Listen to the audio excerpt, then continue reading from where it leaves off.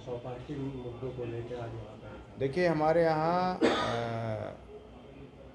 आयुक्त नगरपालिका निगम रीवा एवं अध्यक्ष स्पीकर द्वारा नियमों के विपरीत कार्य किए जा रहे हैं। इसके लिए हमने ज्ञापन दिया है। 8 तारीख को हमारे सम्मानित एमआईसी मेंबर कांग्रेस के पार्षद ने भी ज्ञापन दिया था कि नगर निगम धारा 29(5) में साफ साफ उल्लेख है कि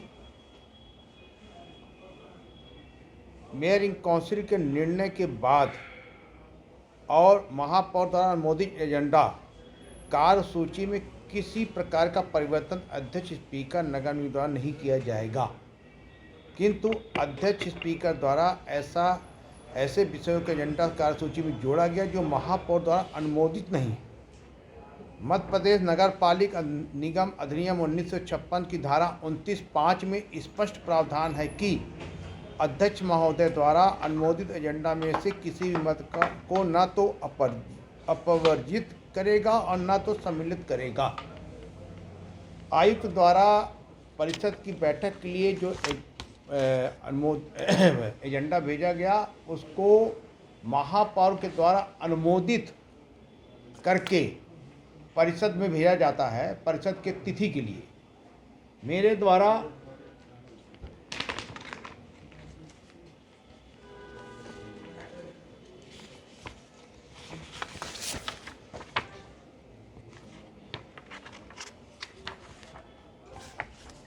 हमारे द्वारा 5/2024 को जो आयुक्त द्वारा 25 एजेंडे भेजे गए 1 से 25 नंबर तक, उसमें हमने एजेंडा प्रस्ताव क्रमांक 23, 24, 25 में कार्यवाही अपूर्ण होने से मेयर इन काउंसिल द्वारा परिषद में रखने की अनुशंसा नहीं की गई है, अतः ये तीनों प्रस्ताव अमान्य हैं।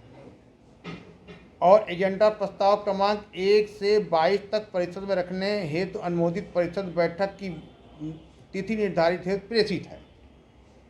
अध्यक्ष ने सीधे इसमें अवमाननीय अध्यक्ष को मैंने अग्रेसित कर दिया। अध्यक्ष का काम सिर्फ इतना है नगर निगम में कि अध्यक्ष के द्वारा महापौर से सहमत होकर तारीख तय करना और एजेंडे को पार्षदों के पास तक पहुंचवाना। रीवा के अध्यक्ष ने सीधे इसका उल्लंघन किया। आयुक्त द्वारा प्रस्तुत एजेंडा प्रस्ताव क्रमांक 1 से 25 पर दिनांक 13/2024 को बैठक की। इसके लिए हमने प्रमुख सचिव नगरीय प्रशासन, आयुक्त नगरीय प्रशासन और मुख्यमंत्री के प्रमुख सचिव को भी इसका पत्र की जानकारी दे दी है।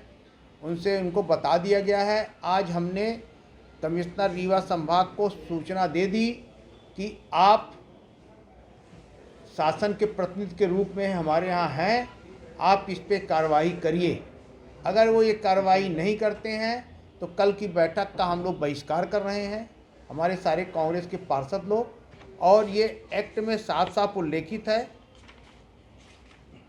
नगर निगम की धारा 29(5) में कि आयुक्त उपधारा 3 में यथा उल्लेखित सम्मेलन में किए जाने वाले कामकाज एजेंडा की सूची तैयार करेगा और उसे अनुमोदन के लिए महापौर को प्रस्तुत करेगा। महापौर एजेंडा को अनुमोदित करेगा और उसे अध्यक्ष के पास भेजेगा। अध्यक्ष सम्मेलन के नोटिस के साथ उसे पार्षद के पास भेजने का इंतजाम करेगा। अध्यक्ष महापौर द्वारा अनुमोदित एजेंडे में से किसी मत को न तो अपवर्जित करेगा और न ही सम्मिलित करेगा। रीवा के नगर निगम के अध्यक्ष ने महापौर के एजेंडे को ही मान लिया और 1 से 25 तक की बैठक के लिए उन्होंने तारीख दे दी। एजेंडा क्रमांक 23, एजेंडा क्रमांक 24, एजेंडा क्रमांक 25, ये तीनों एजेंडा अपूर्ण है। एमआईसी ने अभी इन पे अपनी मोहर नहीं लगाई है, अनुशंसा नहीं की है। 23 में है रतहदा तालाब के संचालन एवं संधारण कार्य हेतु निविदा आमंत्रण बाबत, 55 मंदिर के संचालन एवं संधारण कार्य की निविदा आमंत्रण बाबत, रीवा शहर में सिरमौर चौराहा पर स्थित लोक निर्माण विभाग परिसर की 1.22 हेक्टेयर भूमि पर पुनर्गति योजना के तहत व्यवस्थापन हेतु निर्मित 84 दुकानों का अधिपत्य लिए जाने बाबत। ये तीनों योजनाएं जो हैं ये पुनर्गठनीकरण से संबंधित हैं। जब तक इनका हस्तांतरण नहीं हो जाता है तब तक नगर निगम इस पे कोई भी निर्णय नहीं ले सकती है। कमिश्नर ने MIC में प्रस्ताव रखा और ये कहा कि इसका हमको ओएंडम करने की अनुमति दी जाए। हमने कहा कि इसका ओएंडम इसलिए नहीं हो सकता है, अनुमति इसलिए नहीं दी जा सकती है क्योंकि डिफेक्ट लायबिलिटीज पीरियड होता है। कोई संविदाकार अगर कोई चीज़ को बनाएगा तो उसकी 3 साल 5 साल की मरम्मत की, गिरने की, टूटने की, सबकी डिफेक्ट लायबिलिटीज पीरियड होता है। उसमें इसका उल्लेख नहीं था। हस्तांतरण नहीं हुआ है, ज़मीन किसकी है, कैसे हम ओएंडम कर दें। पर कमिश्नर ने अपने मनमानी से कहा कि हम इसको परिषद से करवा लेंगे। हमने कहा आप स्वतंत्र हैं, आपकी जैसी इच्छा हो। अगर नियम के अनुकूल है, विधि के अनुकूल है तो आप नगर निगम एक्ट के तहत कार्य करिए। पर उन्होंने नगर निगम एक्ट से हट के